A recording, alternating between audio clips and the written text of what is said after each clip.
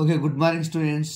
మనం ఈరోజు వీడియోలో జేఎన్టీయూ ఇంపార్టెంట్ క్వశ్చన్స్ గురించి, ఇది 2014లో ఇచ్చారు students. Very very important questions ఇవి ప్రీవియస్ క్వశ్చన్ పేపర్స్లోని answers and questions and answers అని ఎక్స్ప్లెయిన్ చేస్తున్నాం students.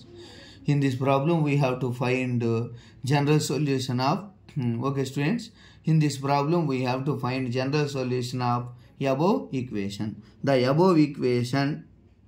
The above equation can be written as in linear format in terms of d students.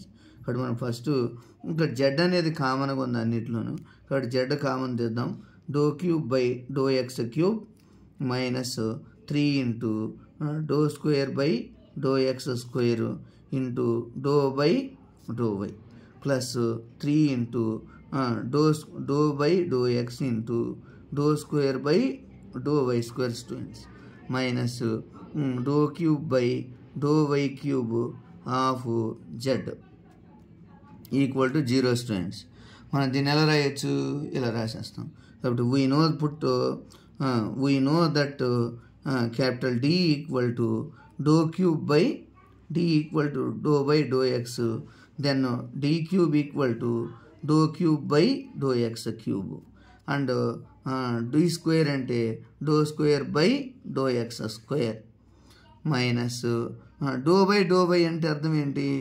Okay students, dou by dou y ante dou by dou y and d dash ante dou by dou y anamata. Kabatti d dash square ante dou square by dou y square. Okay students, అలాగే మనం D cube కూడా నేర్చుకుంటాం. D cube నేర్చుకున్నాం అనుకోండి, D cube ఎలా రాయొచ్చు, do cube by do y cube అని రాస్తాం స్టూడెంట్స్. ఈ వాల్యూస్ అన్నిటినీ ఇందులో కానీ సబ్స్టిట్యూట్ చేసినట్టుదే మనం ఒక ఇన్ టర్మ్స్ ఆఫ్ డి అనే ఈక్వేషన్ మనం ఫైండ్ అవుట్ చేయాలి స్టూడెంట్స్. పుట్ దీస్ డెరివేటివ్స్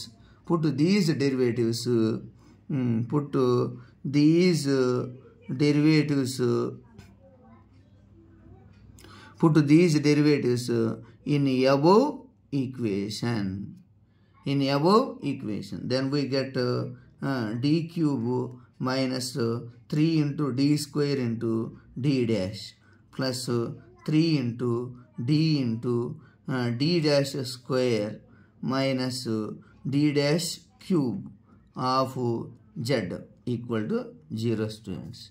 కాబట్టి ఇలా వచ్చేసింది. కాబట్టి దీస్ ఎంప్లాయీస్ ఇప్పుడు మనం ఏమొచ్చింది, D cube minus 3 D square D dash plus D dash square minus D dash cube of equal to 0. Okay students, మనం మనం ఈ ప్రాబ్లంలో ఏం చేయాలి, జనరల్ సొల్యూషన్ ఫైండ్ అవుట్ చేయాలి. In this problem we have to find general solution of above equation. In this problem we have to find general solution of above equation. మనం find out చేయాలంటే d equal to m అంటాం students, d dash equal to 1 అంటాం. కాబట్టి d equal to m and d dash equal to 1.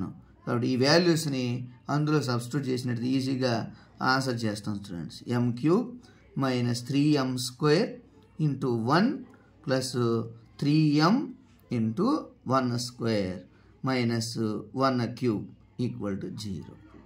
Okay students, these employees m cube minus 3m square plus 3m minus 1 equal to 0 students.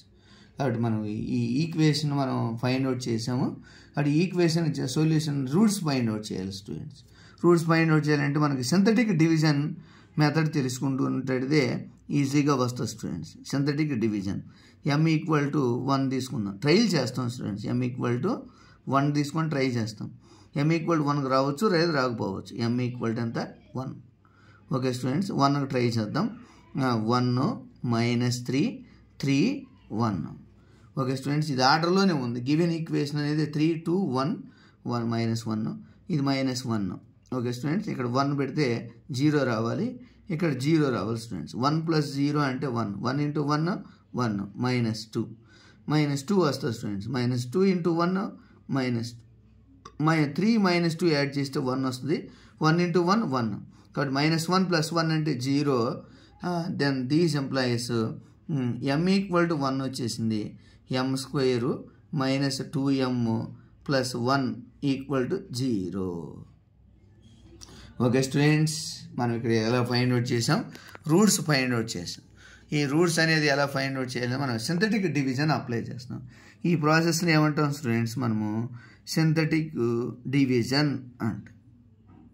ఏమంటాం? Synthetic division. కాబట్టి m² - 2m.